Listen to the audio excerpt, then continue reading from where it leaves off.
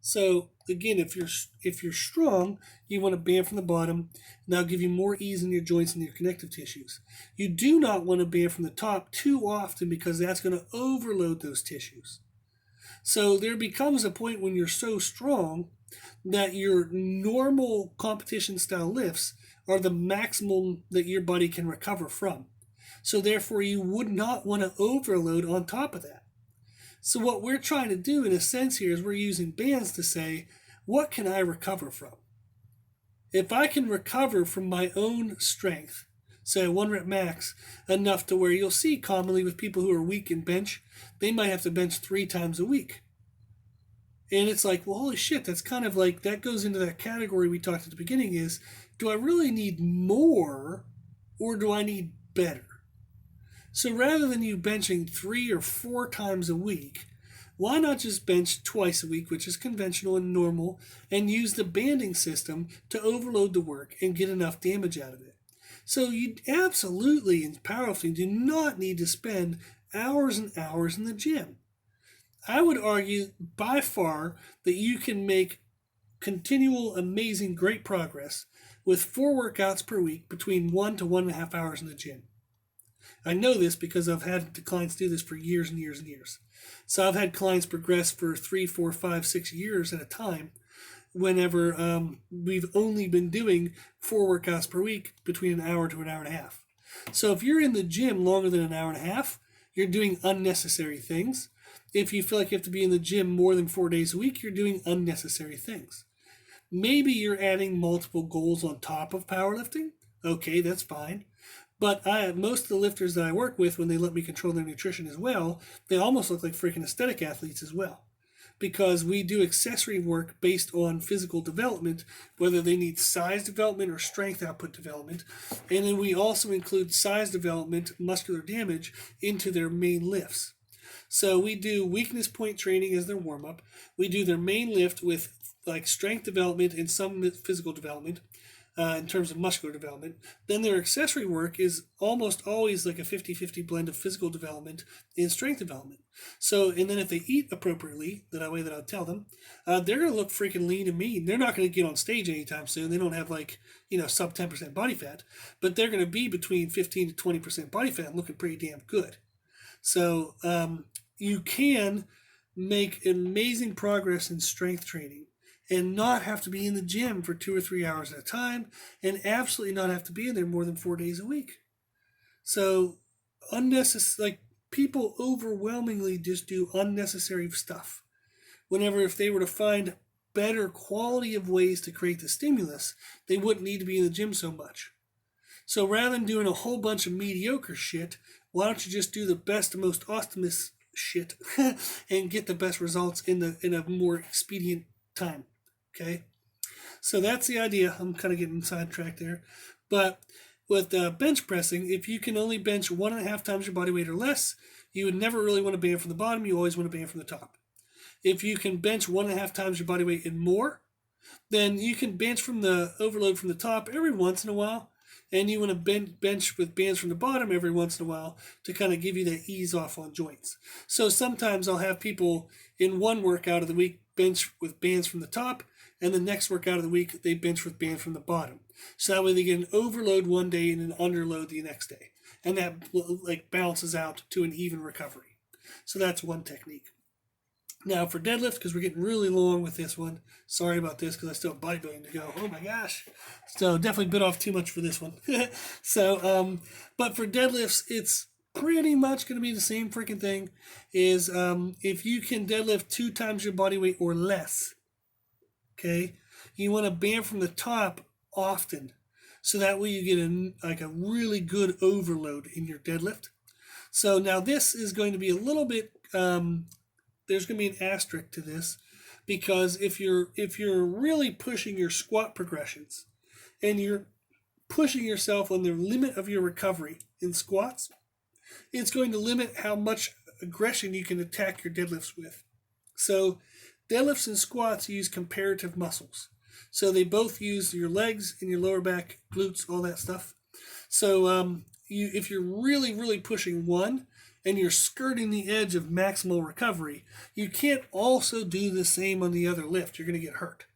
So often what I'll do is I'll use banding variations of, like if I'm banding from the top, I'll use that in squat or deadlift per cycle.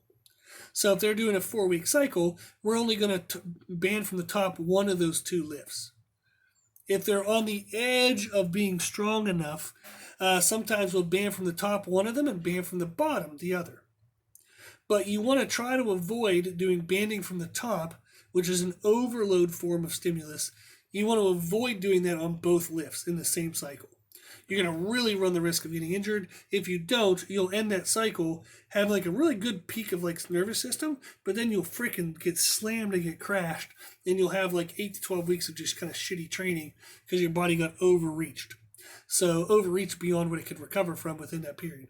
So you have to be careful and always consider what you do in deadlift depends on what you do in squat and vice versa. So banding from the bottom, it's a really good way to, excuse me, use, like we said, less plate weight than normal, but it gives you, as you deadlift to the top, the bands stretch and create an enormous amount of stimulus to kind of help address any positional weaknesses in the middle of the range of motion as the bar passes your knees in conventional and sumo, and helps with your lockout position. So if you have shitty lockout to where you're doing a conventional deadlift, you're staring up at the ceiling and you're contracting through your lower back, the bands are going to make that feel even worse. So it's going to promote you to correct that and actually use your butt and keep your head neutral with your spine. Don't look up, okay? It doesn't work well.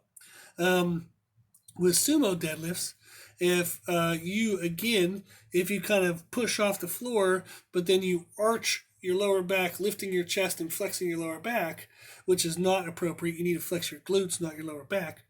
The bands are going to make that feel more painful, more miserable. So they're kind of going to show you that what you're doing is wrong because it hurts really bad. And most people, hopefully they'll have the awareness to change it. And how you would want to change it is by working on a glute drive to lock out. So you want to flex your butt cheek and shove your hips to the barbell, not try to continually lift your chest and shoulders, contracting your lower back, lifting the bar up and up and up. You don't want to continue to lift the bar. Once the bar passes your knees, shove your crotch and your hips to the bar. Don't keep lifting the bar, just shove your hips to the bar. So that'll help you have a shorter lockout. It'll make it a glute-based lockout, not a lower back-based lockout. So it's going to feel a hell of a lot stronger. If you band from the top on deadlifts, really nothing changes about your technique, which is actually the point, and that's what we love about it. It just makes the top half of the lift a little harder. Like we said, most people kind of blast off the bottom, and some people stall out towards the top. Absolutely, they tend to be kind of bigger people, where they have like big bellies, or their kind of their hips, or like the hip weight, their center of gravity of their hips are kind of too far back, so they have a hard time driving their hips into the bar. So, but if you're on the thinner side or medium build, you're most likely going to have positional weaknesses and or stall out with the bar around your knee. So reverse banding can help you kind of get a blast off the floor a little bit, and then as the weight load becomes greater around the knee, you maybe have maintained better position, you can fight through it. So again, banding from the top is a form of an overload. Banding from the bottom is a form of an underload. So if you can deadlift 2 times or more of your body weight, you would probably benefit from mixing in a little bit of both and focusing more towards banding from the bottom, maybe, so we can allow for more recovery. If you can deadlift 2 times or less, and you're on the weaker side of deadlifting, you want to deadlift with bands from the top as often as you can to help force your physical progression faster. Okay?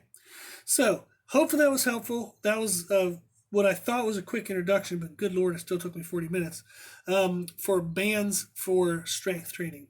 Now, bodybuilders, I apologize, but hopefully there was some good lessons learned in the first 40 minutes here. So I'm going to give you guys a little bit of attention, but you guys don't get as specifically wonderful information. And I'll get to that in a second. You'll see is using bands for bodybuilding requires an enormous amount of experimentation, but it's fun. And it creates a change in stimulus from the common exercises you already do. So rather than trying to learn a million exercises and performing them all slightly incorrectly, You can find, say, 20 exercises that you know really well, can perform them excellently, okay? And then out of those 20, you would have the regular way of doing them. Then you might add rest pause. You might add drop sets. So we're familiar with those type of intensity techniques. Well, adding band tension is just another type of intensity technique. It's the same type of point of why you would do like rest pause or drop sets is because you're trying to create more stimulus into the muscle. So rather than doing more work, you're trying to create more stimulus out of the same amount of work. That's where bands can help. So like I said earlier, is if you use bands from the bottom for chest presses, that can help you feel your chest flexing and contracting harder. Okay, so that's a really good technique. You can use bands to help with pull-ups. So often when somebody's doing pull-ups, they can kind of get themselves started, but they have a hard time kind of doing that peak contraction towards the top. Well, if you do pull-ups with band assistance, where the bands are attached above you and they go under your feet, for example, what it can do is it can help you get through, you can get to a full drop, full stretch of the lats at the bottom. As you contract in that weak position of a full extension, you're actually going to be the lightest you would weigh. As you would lift towards the top, the bands are going to lessen, but since you got the help at the beginning, you're going to have a better chance to drive up into a harder, higher degree of flexion at the top of the pull-up. So if you've never done pull-ups with band assistance, try them, and you'll find that you can usually get a couple more repetitions, longer time under tension, or you can do heavier weight on yourself, or you might get a deeper contraction. There's going to be some improvement of quality of technique. So therefore, that will improve the quality of the stimulus. Bicep curls with bands from the bottom are awesome. Tricep press downs with bands from the top are awesome. So where you're trying to get the band tension highest when you're at your highest degree of flexion. So when I'm a bicep curl, it's when my hand is towards my shoulder. When I'm at a tricep press down, it's when my hand's away from my shoulder. So you'd want to set it up where the maximum band tension is when you're at the maximum muscular contraction. That's going to give you the best stimulus for what the bands can help with. So as you contract the muscle, not only is it having to contract against gravity or like the resistance of a cable, it's having to contract against those bands now, which we said is harder, more resistance than a cable or gravity. So what it does is it allows you to create a higher degree of stimulus with each repetition. So we've talked about that a bunch throughout this, is instead of me only having maximal stimulus in part of the range of motion, I could have maximal stimulus in every aspect of the range of motion, every part. So we have, for example, squats and deadlifts we talked about, but you can even band leg press. Think about a leg press. When the plate's coming down towards you and your knees are most bent, that's going to be your weakest position. As you straighten your legs out, the lift becomes easier. Well, if you band it, so that way, as your legs straighten, the bands actually create more and more and more pressure. You're going to get a higher degree of intensity per flexion, per repetition. So you're going to get more muscle damage per repetition by using bands in the leg press. So that's extremely, extremely helpful to use bands for the leg press. Same thing with a hack squat. So as the bottom, you're the weakest. At the top, you're the strongest. So you put the bands on to help that. So whereas the bands will be very minimal at the bottom, but they'll be maximal at the top. So that way you're increased your resistance as you increased your leverages. So again, as you would have peak muscular contraction, you would have peak band tension. So if you experiment with these type of exercises, chest presses, pull-ups, bicep curls, tricep press downs, squats, deadlifts, leg press, hack squat, there's a whole bunch more, by the way.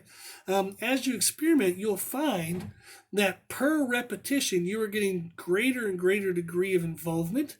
You're getting more muscular damage. So you don't have to add more to your training. You're just adding more intensity per the training you're already doing. So it's really, really, really helpful for bodybuilding to mix in bands. Now, do the bands with a higher degree of stimulus, are they going to have a higher degree of demand in your connective tissues? Yes. So you can't band everything all the time because you might outrun your recovery ability. Now, if you're a weaker bodybuilder, you can use bands more often. If you're a stronger bodybuilder, you have to use them less often.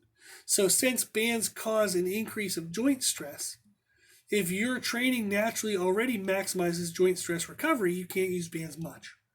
But if your training doesn't maximally, I just lost my wording there. But if it doesn't maximally use your recovery for joints, then you can use bands more often to push yourself closer to the maximum recovery ability. So the harder you push yourself in training while still being able to recover is going to get you faster results. So rather than training at like the hardest you can, but you can only maximize 70% of your recovery ability, use bands and shit and get that a lot closer. So if you're on the weaker side for bodybuilding, use bands more often. If you're on the stronger side, you can still use them, but use them more cautiously. Okay, so you have to experiment with them. There's a million. Check out our YouTube channel, Brutal Iron Gym, on YouTube, and you'll see some banded exercises. So you can just type Brutal Iron Gym Band or Brutal Iron Gym Banded, BANDED, and you'll see like we might be doing banded squats, banded deadlifts, banded this, banded that. So you might be able to see different videos. And then also just try to search for them on YouTube. That's a great resource to try to see different ways people set them up. And you can try to see if there's ways that you can kind of incorporate them into your training. The fun part is they're relatively cheap. So you might end up having like maybe $20-$30 in the bands, but that can enormously open up your exercise library and give you a lot more degrees of stimulus out of the exercises and equipment you already have by just adding an extra $20 or $30 worth of bands. Cool. So there's a lot of information. I apologize I tried to bite off this much in one podcast. But I hope this was helpful, and this will now create kind of a useful resource for me to kind of link to people if they ever have questions about this stuff. But a lot of what I discussed here is what I would consider very introductory information into bands. So if you have a very specific question for bands, I would be happy to help you. So shoot me an email at brutalirongym@gmail.com. And if it's an issue that other people might want to know as well, we'll include another podcast for that maybe. So, but if you listen to this, you liked it, but you have more questions, or you want help with setting up a program that has this stuff incorporated, we'd have to pay for that, but we'd be happy to help you, okay? So we can help you create a personalized program for the equipment you have available and help you best utilize band tension for your current strength levels. So we can help you just write an awesome, amazing program at once, and then you can kind of work that program and tweak it over time, but we can help you with a great starting place, okay? So anything you need to know, if there's anything questions-wise, shoot us an email, brutalirongym@gmail.com, okay? So if you like this podcast, please share it with family and friends. The more people we help, the happier the world will be. Also, if you like this information, you can find more from us on Instagram, Facebook, and Twitter at Brutal Iron Gym. And if you have any questions, feedback, or suggestions, we'd love to hear from you. This podcast is for you, so we want to know what you want to learn about. And you can tell us at our email at brutalirongym@gmail.com. As always, I hope this was helpful, and thank you for listening.